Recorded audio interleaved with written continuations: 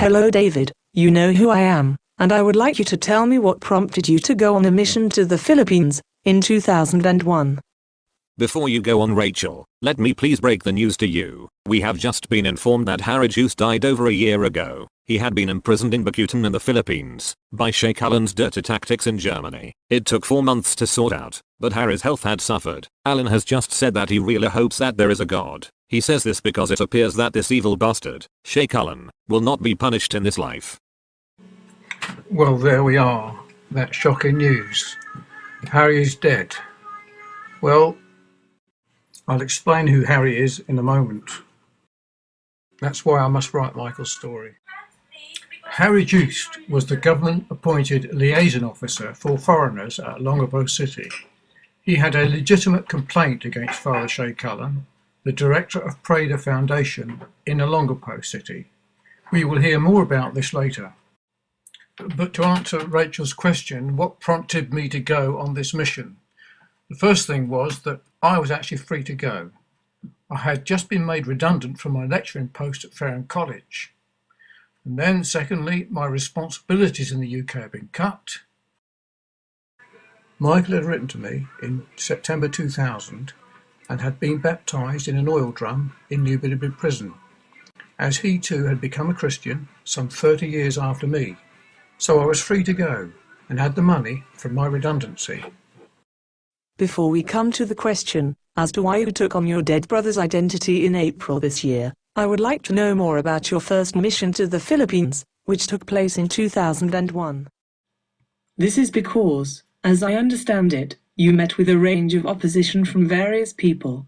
However, in the end, it turned out extremely well, with your critics being silenced, as you visited many prisons, not only New Bilibid Maximum Compound, but also you spoke to hundreds of men in New Bilibid Maximum and Medium compounds, including those in death row, prisons in Angeles City, the district jail in Barreto, and others.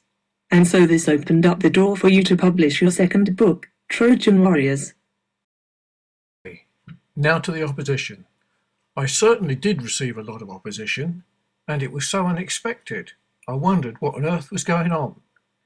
In order for you to understand it, I would like you to realise that there was at that time international news, 1995, of an alleged syndicate of paedophiles connected with Harry Joost of Beloy Beach, and Michael Clark was the alleged sex tour operator involved in child prostitution, which I will tell you about shortly. Okay, this sounds very interesting. Please tell me your mission objectives when you went to help Michael. First of all, it was to celebrate the fact that Michael had become a Christian, then to preach the gospel in New Bilibid prison and other places, then to do all I could to secure an early release of Michael. Michael and I had grown up together and became notorious criminals in the 60s. We were sentenced to prison for malicious wounding and carrying a firearm without a licence. Michael had already been in detention centre on 2 occasions and served a 2-year Borstal sentence. I'm not sure what his crimes were, and that is why I wanted to get this information from the police in April this year. I had been converted on the 16th of January 1970, and now Michael, 30 years later, in New Bilibid prison. And I was going to share my testimony in the jails and various churches. It was also to do all I could to secure an early release of Michael and clear his name. So David, you decided to go on this mission. How on earth did you go about it? It seems a really big task. I didn't even know where the Philippines were, so I searched the internet. I then put up my own website and posted a press release regarding Michael and his plight. This is how it read. Press release. Gentlemen and ladies of the press, 18th of September 2000. I'm seeking to clear my brother, Michael John Clark, from the charge of promoting child prostitution and to obtain his release from the prison in the Philippines. He was sentenced to 16 years 4 months 1 day on the 14th of October 1996 and is now in New Bilibid prison, Muntinlupa City, Philippines.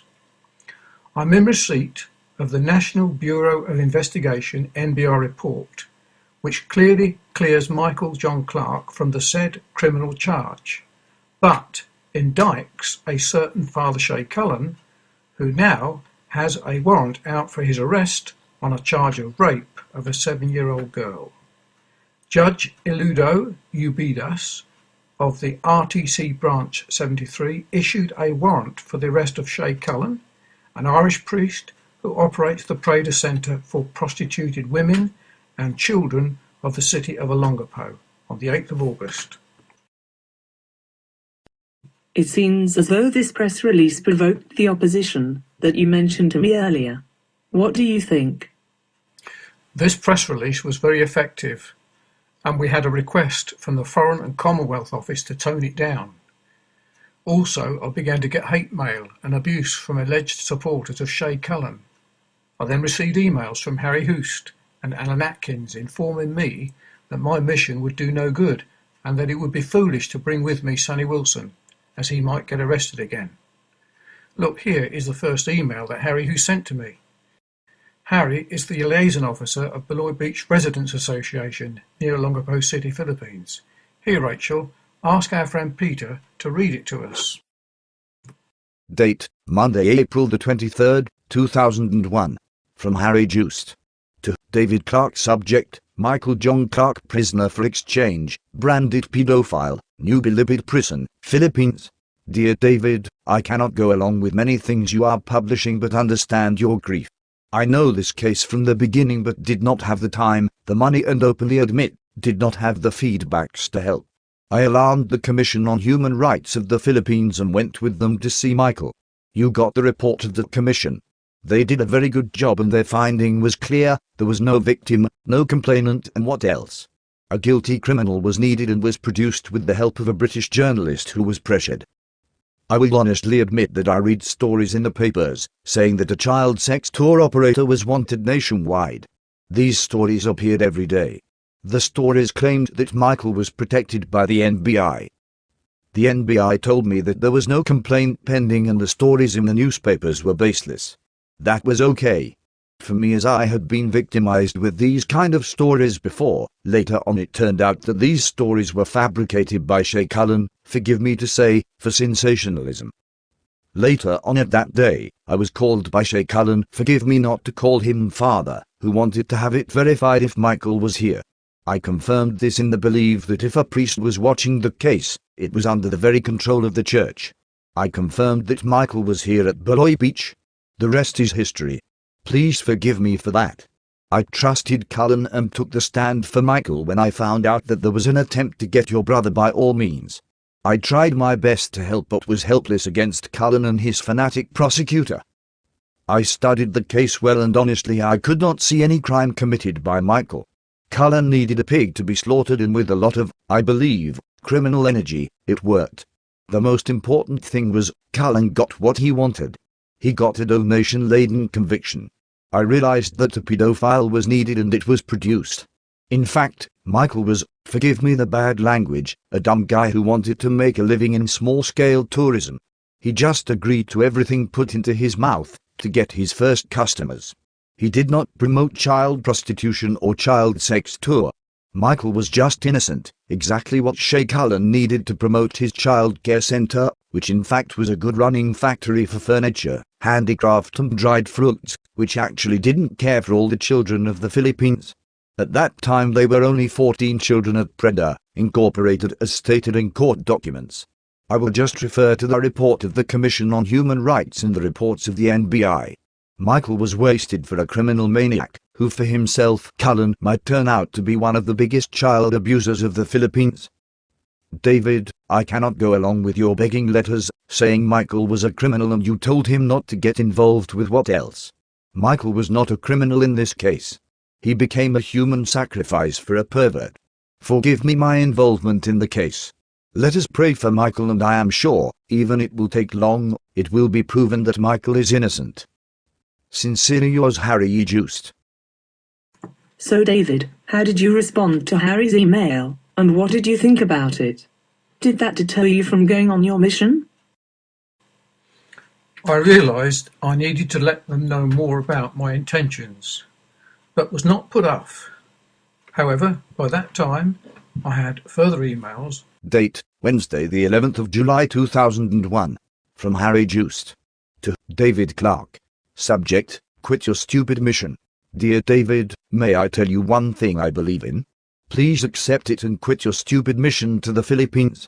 I honestly believe your brother was innocent and became a victim of somebody who slaughtered him like a goat.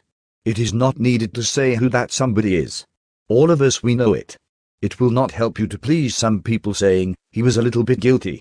Michael was dreaming about to make some money by guiding tourists around in this beautiful country. He failed.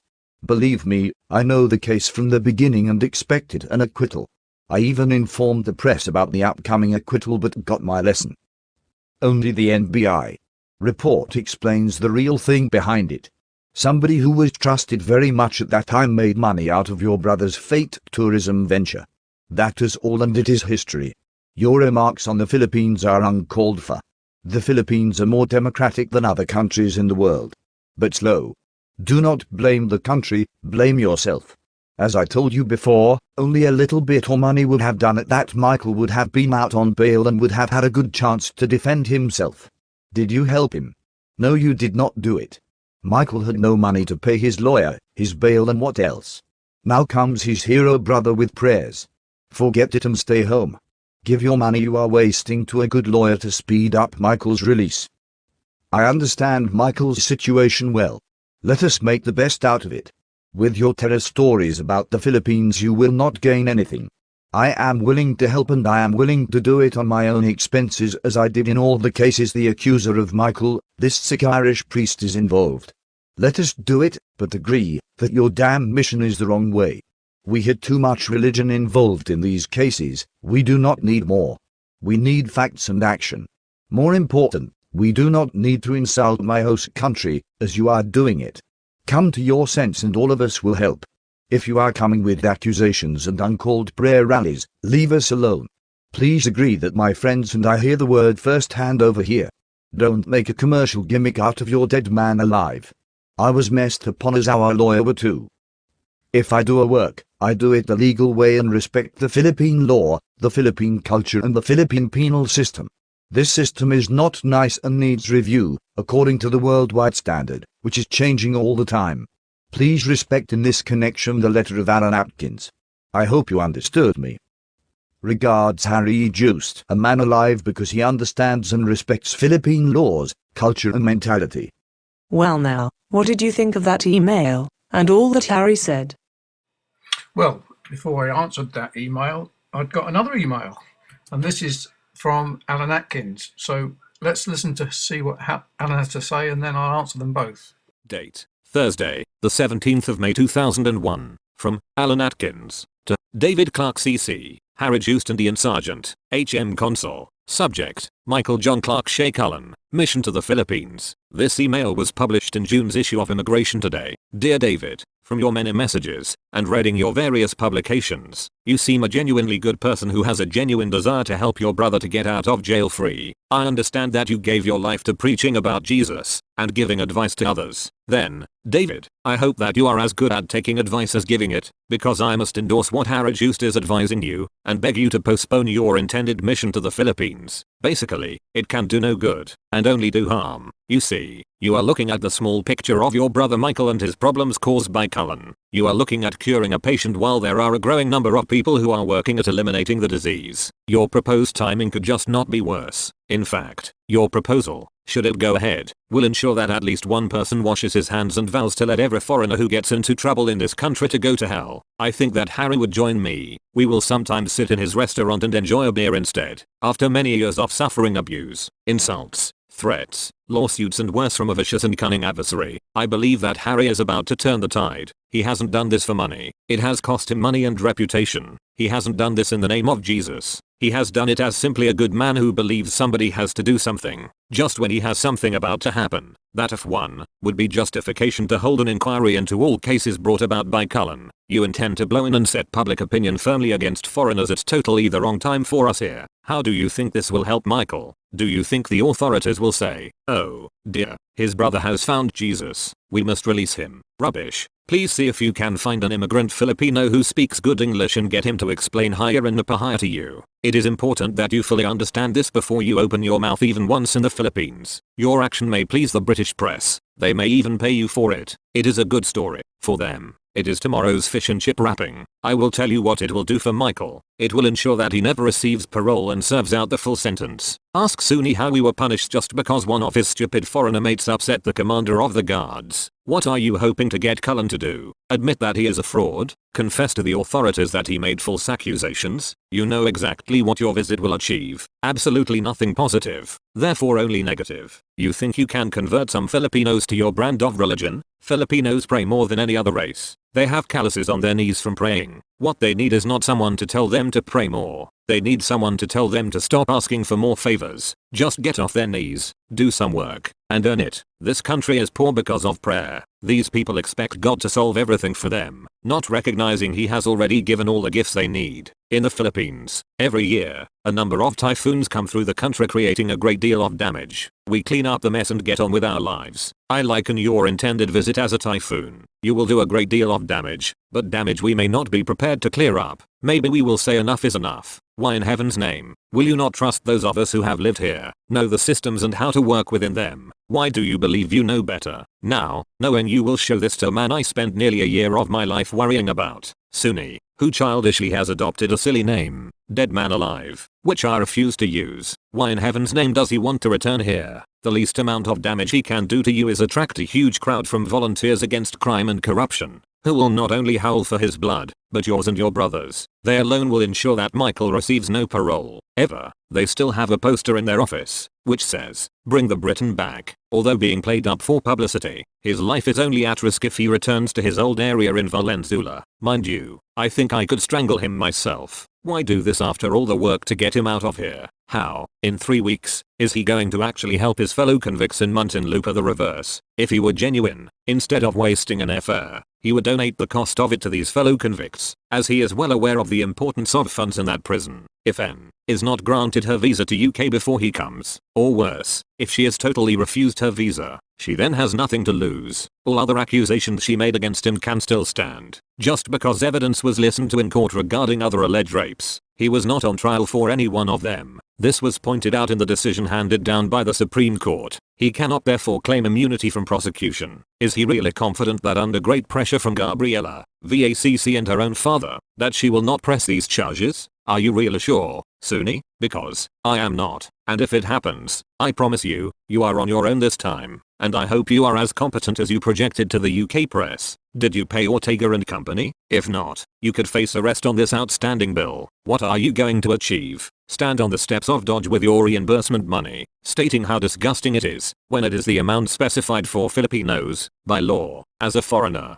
do you think you qualify for more? In the current climate, there will be anti-foreign press, and what will you have achieved? Absolutely nothing but publicity for yourself and damage to those you promised to help. For goodness sake, I, like Harry, want nothing to do now with your mission. I think it is detrimental to all the work we have achieved and had hoped to achieve in the future. You want to wreck it? On your conscience be it. However, if it goes ahead, I will distance myself by sending this to all those on your mailing list. Sorry David, but this is how I feel. Alan Atkins.